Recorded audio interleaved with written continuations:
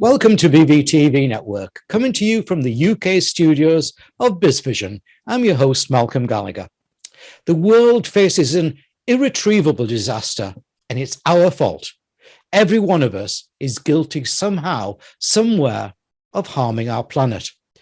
Many know about climate change and nod their heads that something must be done, and then they do nothing.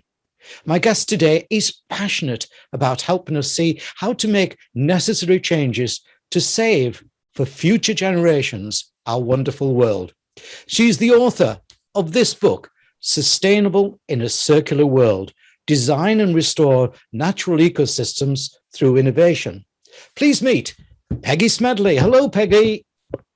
Malcolm, thank you for having me here. It's nice to join you today. Oh, and whereabouts are you today? Today, I'm actually in Columbia, South Carolina. I'm normally in Chicago, but today I'm in Columbia. I like South Carolina. It's nice and quaint, isn't it, in parts? Oh, it's beautiful. The weather here is nice, and I'm enjoying it very much. Thank you. Yeah, excellent. But then you're going back to the Windy City, are you, later? Yes, I am. I will be flying there on Friday. So I'm traveling around. So it's been quite nice. Yeah.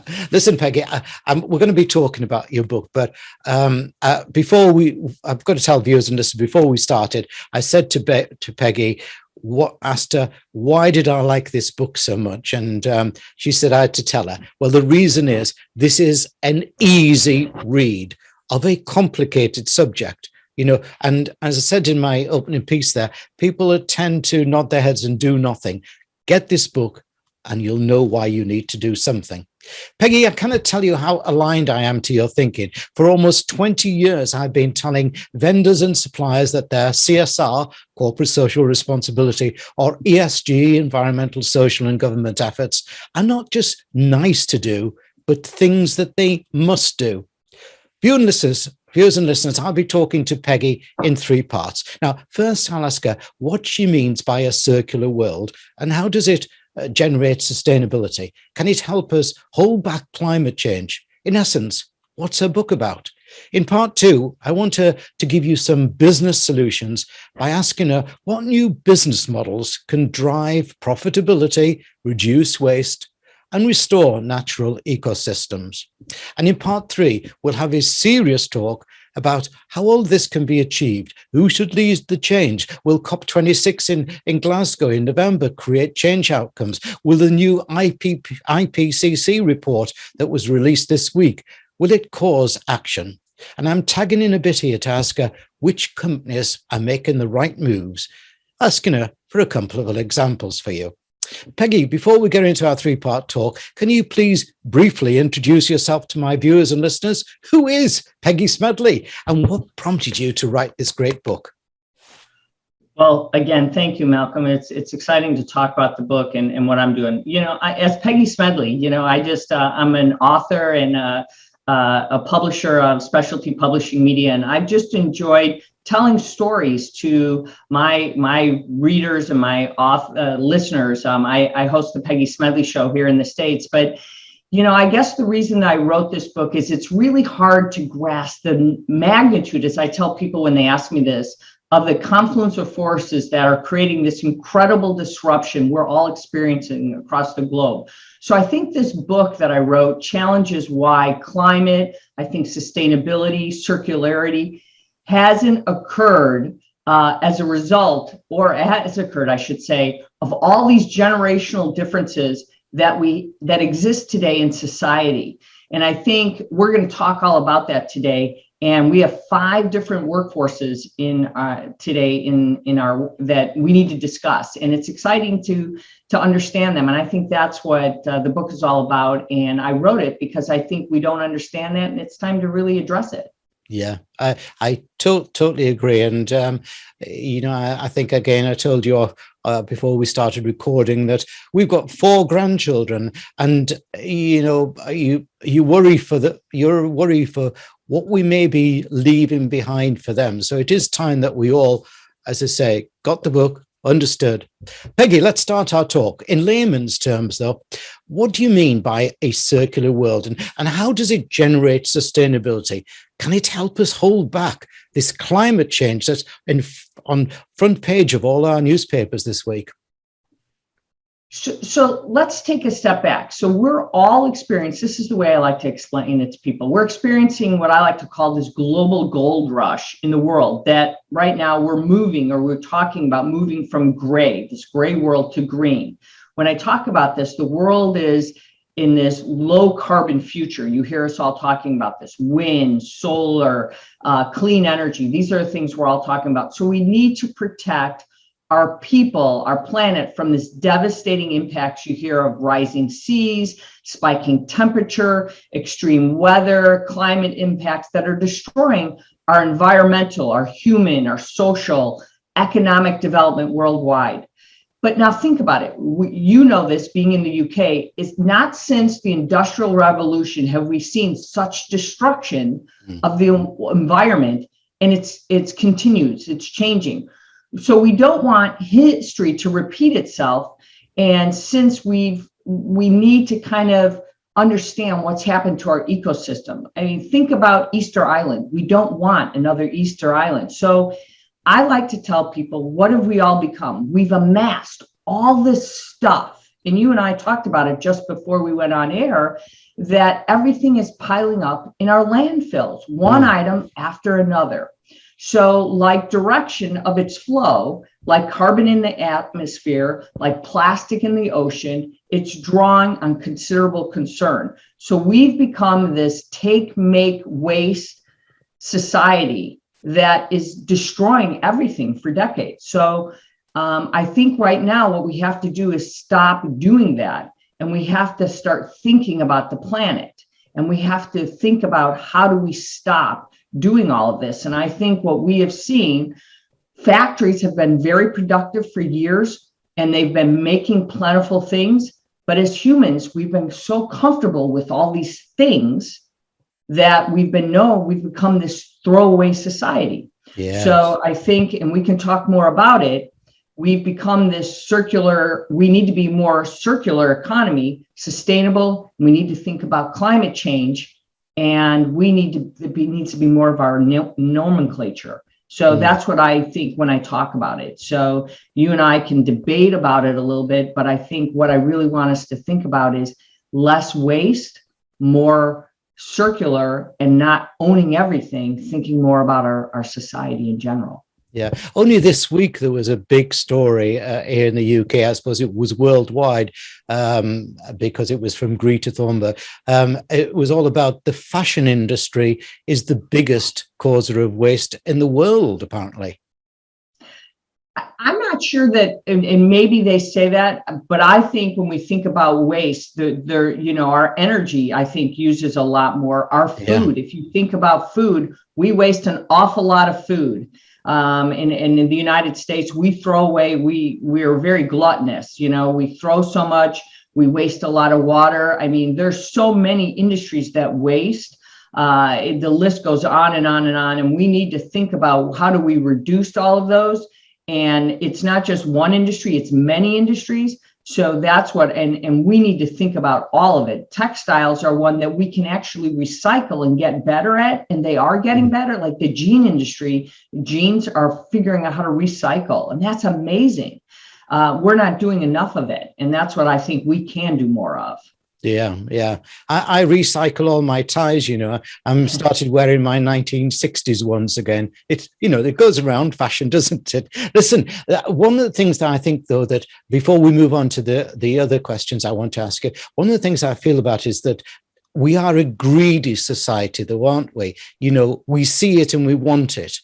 And, companies obviously want to sell us it, and they package it up with meaningless extra packaging. You think, why do we need all this packaging? Part of the packaging, if you think about it, is the way we ship things. We ship, and we've got the Amazon effect. I wrote a lot about that in my book, about the Amazon effect. It's the way we ship it. It's to protect it, to get things, because we've become a society, as I just said, we want everything. It's this gluttonous behavior. It's quickly get it there. And then when we don't, it's broken. Amazon doesn't say send it back to us. In most cases, Amazon says keep it. And where does it go? If it's broken, it goes to the landfill. Our landfill just gets filled up with all these greenhouse gases. It's just junk, right?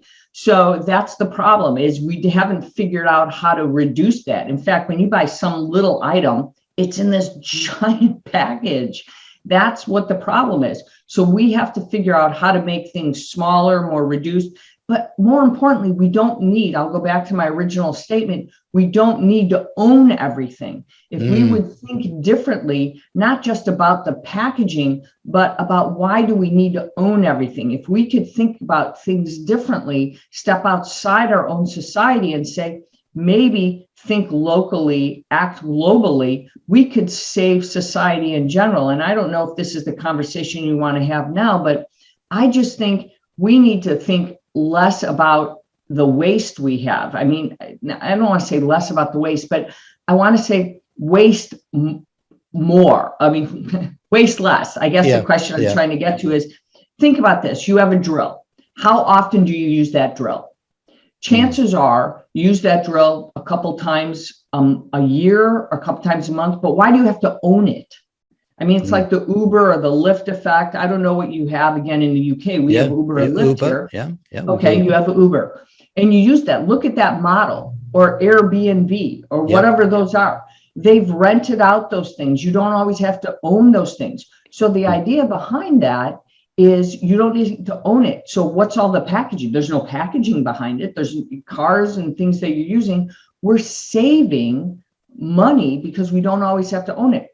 Think about the model for the businesses that can be created by renting out product versus having to always own a product that you don't use all the time. You don't have packaging behind it.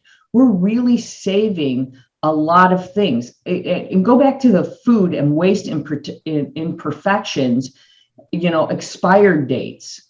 I mean, those packagings, where do those go? They go in the garbage. Now, we found people learned how to reuse that and package it different ways. That again is based on that reusing kind of concept.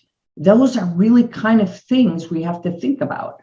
And it goes back to what you were saying with repackaging. But I think if we could find ways to not throw away and we can use it in a different way, I just love that idea of not always owning, but kind of renting. I don't know if it's a renting word that you want to do, but I just think about water scarcity. This is the one that bothers me the most in our society.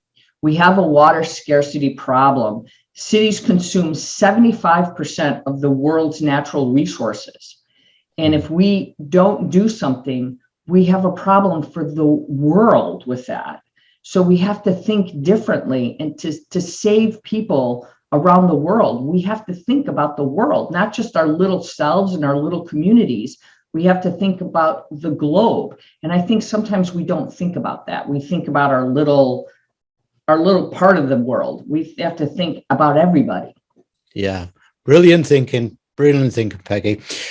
Peggy, before we move to the next question, I'd just like to remind viewers and listeners of your website URL, website address, which obviously viewers, you can see it on the screen behind me, but for listeners, let me spell that out. It's all the W's, sustainable circular world, sustainablecircularworld.com. Your book is called Sustainable in a Circular World, Design and Restore Natural Ecosystems Through Innovation, and it's published by Specialty Publishing Media. Peggy, can you give us some business solutions? What new business models can drive profitability, reduce that waste, and restore natural ecosystems? There's a lot of really interesting ways. We've been talking about how do we consume less? What do we think about things? We want to get really creative. There's been really great companies who've been doing amazing things. I like to think of the automotive industry is ripe for opportunities to reduce waste.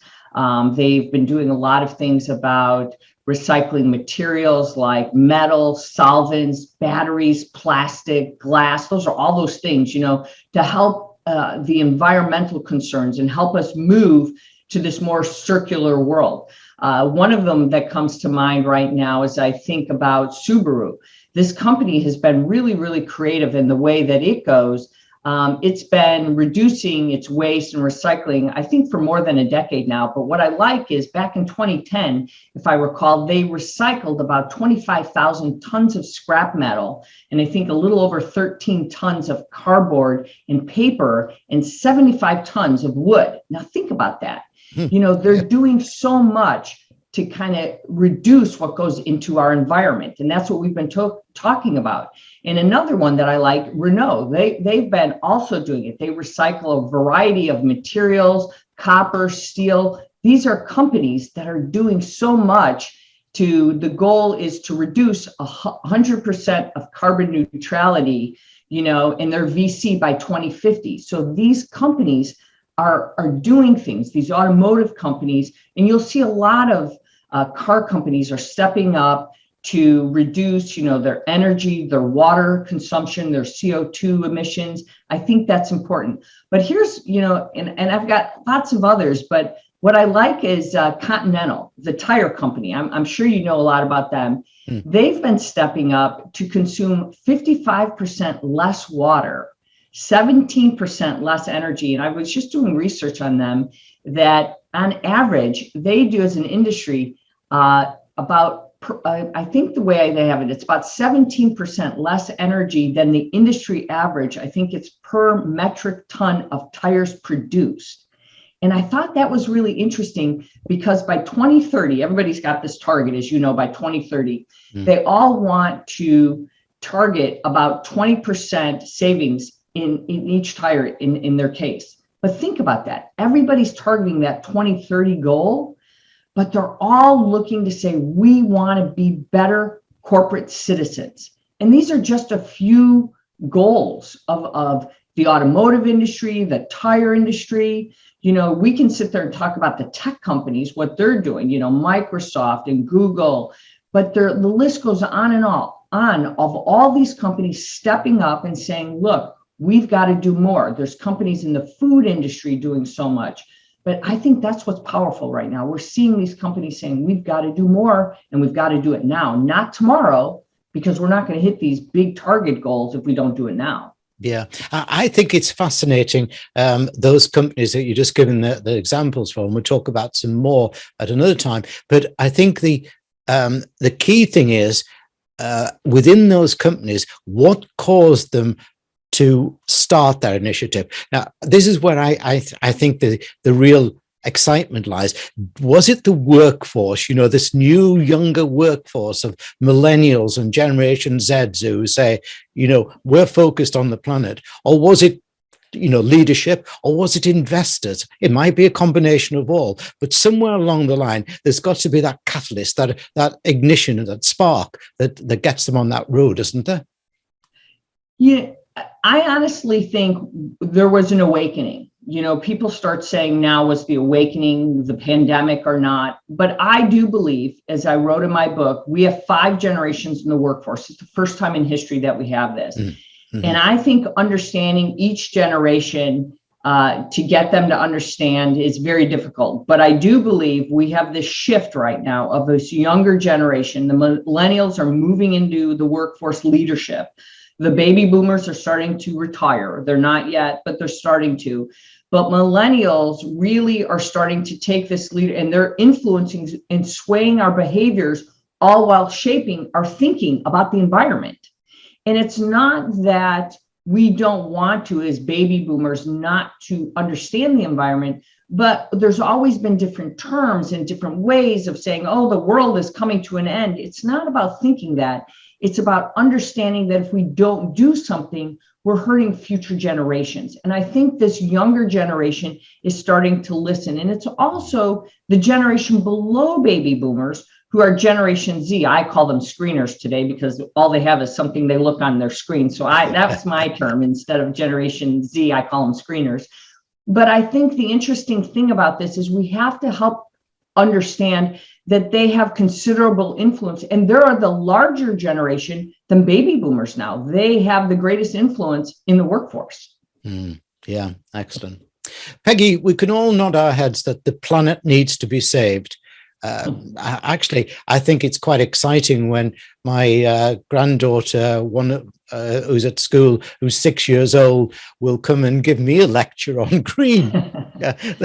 But she's so passionate about it. But models, strategies, ideas mean nothing without action or execution, do they?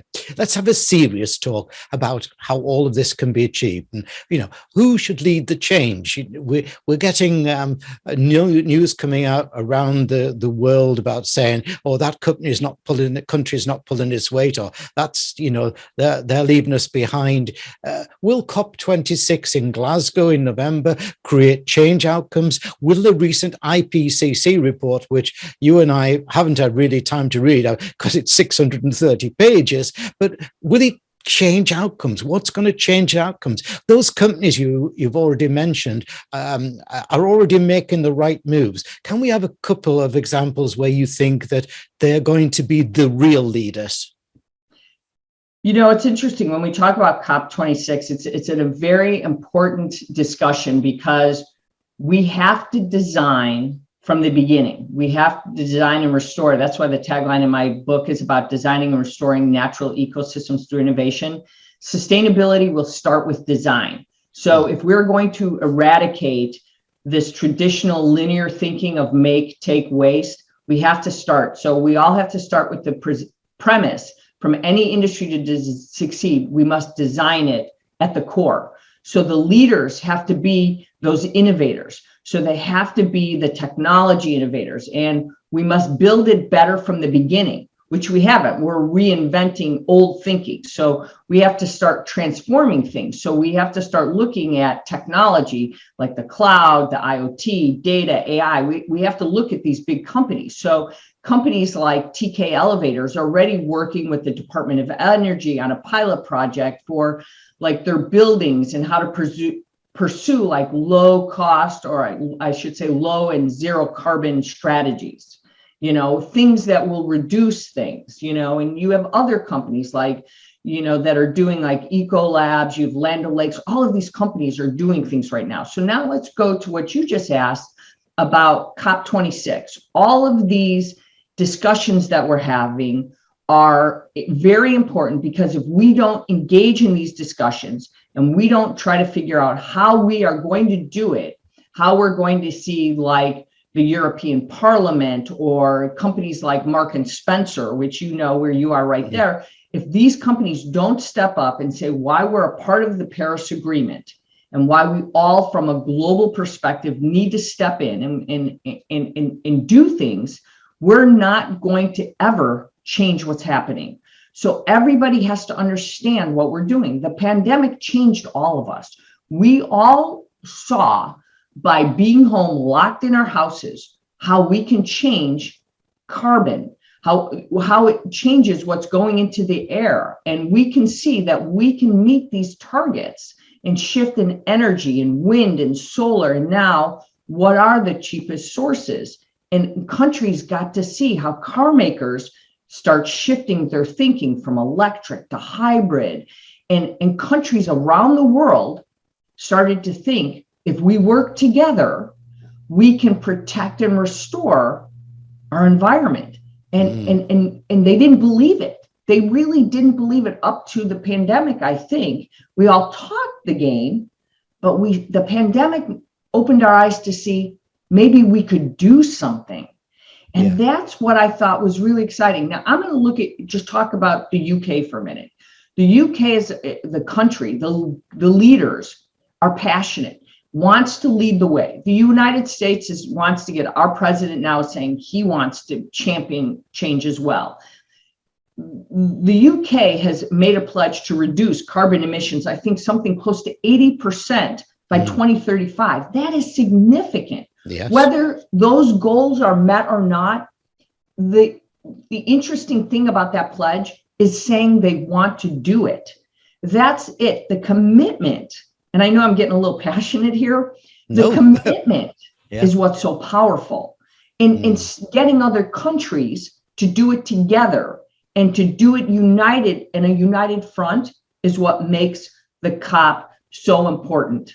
And I think together, that's the only way we're going to do it. You can't do it independently because then there's all this pollution in the air. And that's where I think we don't understand that.